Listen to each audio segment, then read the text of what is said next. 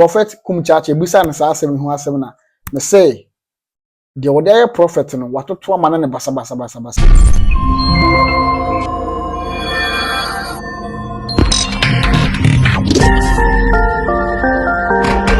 Abusian for aha rational blogs. If say any of first time, I'll be and say subscribe to the channel now for turning on notification button. Abusian for any asem aba.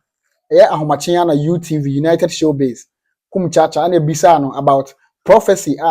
Prophet Kofi Amponsah advice say Agradaa o dem no eho ensunsuanso ntina e ma plane crash no esi ye ma kudam payinfo kudam atitiri awmo man mu ehwere mo nkwa. Let's take a capture on payinfo say ababa na why no dua broni na mo fe say they no e comfort such a match na tumu no Agradaa munyi na nyimire ya mo pasumdua munyi no papa wo say papa wo say munyi akwala no munyi na nyimire ya papa no onya me ba onye mbusiani Agradaa wo si wabu nipa na mo de na tumudi a enkrofo bi so wabu nipa nyame wo na kasa fa mi mu no ampa so mo se Agradaa bu nipa akola ni so aduru nyame anu me na me ka kira mo munyi no nko fie nko hane ma e kasa se different Ezra papa wo see nya Agradaa me se munyi no krofo no within no tudini no Yesu Kristo ka se bu mu de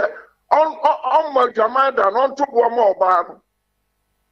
sika o man panifu awia Ezra 94.1 94.1 oya kromfo ya gitum onya onikamafo enti se o man panifu mo dadwene na yeya munyi akwala no nkofie nkɔhwe ne ba na ni so aduru nyame anim papa Agradaa wo bu amafo okromo ha ai kromfo no Ezra 94.1 Agradaa na no ya no wana ama mo ntomo ga Agradaa na ama mo ntomo wana awia musika nyina ma enkrakwai asie nsumunyi no sade awurade sie no mentanka se sade awurade sie me zaka ya fanya mi ni agro se sade awurade sie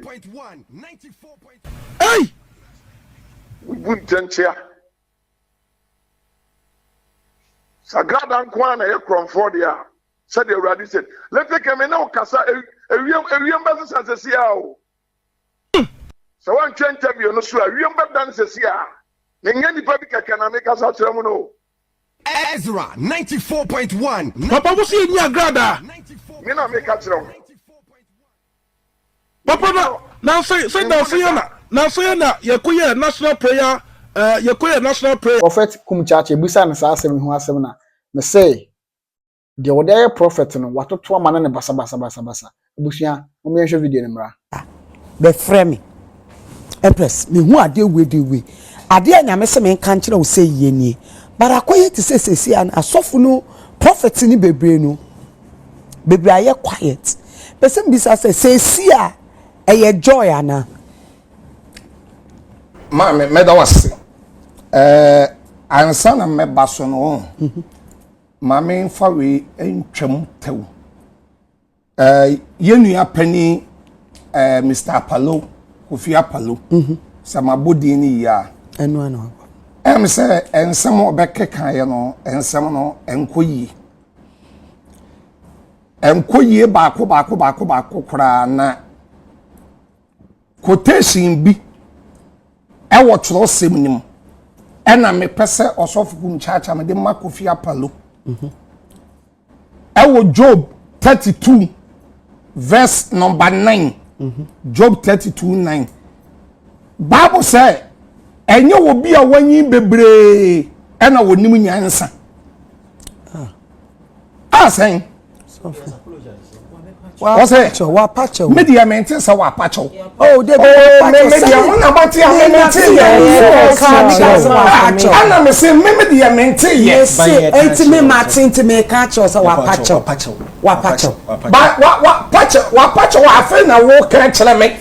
enti ya kan kire it won for Job ni maintain that is Job verse 9 me pacho o say enye obi a wanyi bebre nanim nyansa pacho na semosi awon me na pacho aya wura ho also pacho okay wa pacho de a yenkwaye nim me quotation for 30 seconds dabi quotation ni de na ka bebre ho ho ayesese me de ma no by say wa pacha wo dia ade ti a me ye amadwen say bi a me reply na ma ka bibi no once wo bi ka bibi a mebusam kan 26 verse 5 wasi edu ba bi a ye bua okwasea ne nagimisem na wanye nani susu ye nyansani eno so ewo ho eti yanko yenim asofo no bebre wo wa won be se nkom a ebi nso nkom so be se no bebre ye enkwase nkom se Jesus so bebre ye enkwase nkom se mpachonya botre saya wo mame nkasa na wakasa wo mame se me ma wo nkasa ya wo na minya so kasa nkwasea we na wo etumi akasa ebi wo ho no mu a emi na Bible kura ke kwasea Bible o ke kwasea eti that time no kan no enti se ano e that time no kan no e mene wo we e mene o camera down na enu e wo Bible mu awiase nyina kora ke kan no Bible den ka kwasea kwasea wo Bible mu wonyame kora wonyum se nkwasea fo bebe wiase etu wo yi nkwasea kote shim bebre eye bebre wo Bible mu eti me no enyem na meka so sem na aka Bible say difu woni bebre wo kora jele okay Ezekiel 13 eba Ezekiel 13 eba wasi difu woni bebre ye nkwaseafo eno so mamenka ajokasa thank you wasi odifu obi ewo kumase a wode na comment aba say elu pre na ebeto fom no eye maami bi afre no edi maami bi afre no edi sa edi na wadamu ninti no yanyi edi na mpie di a edi e pre ne kora afoforo ese ya ba abete ahwe ba sa wo yodifo na be ka sabi asem we ya you can never ka say you totally badaras nyame na yi na di akire dabi nyame nyi sen kwase asem we nchile obi da oh sen krofo ni nyina 2 Corinthians 11:13-14 waso won ya asomafo atorofo enyumayefo na adafo a wodane won yese Kristo na asoma won wudu 14 na wose yenya wonwa Satan kura etumi dane na won han bofo be keken kwasekasem sa wodifo bibia prayer free so abeti ahwe ama o man ni di awreho o man ni su ekam na wosi edi nyame na yi akire dabi onse na me pese me no benya trouble nti na me twa so aye no edi me se nyame na yi akire no sofo nyame na sofo Agradaa edi samu difo ne beka ye mesrew wasi dabi odifo ne se me patch yanyi maami na me mpese din ni wo show isu okay edi ko odifo ne se yanyi edi amfiri prison wa pray ne foforo se ya ba abeti ato se edifo na wo hia se ya de ne to akonwam sei ne ye dwane ma ye dwane still kura no esese police fo to be invite no for them wase pray no nyame yi akire o yi akire na o we nyame nyi bibia nchele o say that say yes the Lord san o kan nyame nyi bi nyame wonyi sen kwase asem we ensa won prison won ni prison no obi e di 8 years with them and the nyame anyi anchele no so odi die nkoyi dem ra akokora bi e di 70 years with them and the nyame anyi anchele nse nkoyi nem ra obi kowia obi banche yama ni 15 years in prison obi kofa obi phone yama ni 10 years in prison one with them